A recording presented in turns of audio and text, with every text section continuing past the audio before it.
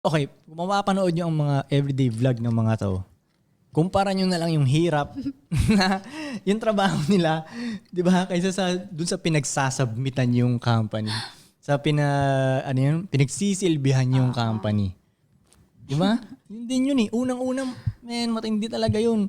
Sabi nila, yun talaga ang pimpin, yung mga company na yun, ang matinding pimpin talaga. Isipin mo kikita sila ng milyon-milyon, billions, ang ibibigay niya sila sa inyo, kapiranggot na sweldo talaga. Pamatay. Actually, sense na lang para sa kanila yun eh. Point something lang. Yun ang ibibigay sa inyo nun. Point something. Hindi ba pimpin ang tawag nun? Ang point ko lang naman, hindi naman sinasabi na mali yung ganung galawan nyo. Hindi nga. Fine, choice nyo yan.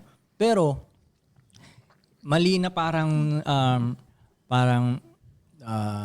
tinotalk shit nila kayo dahil nagsasubmit kayo sa isang Katulad. dito. Diba? Sa family natin na to. Pareho lang ng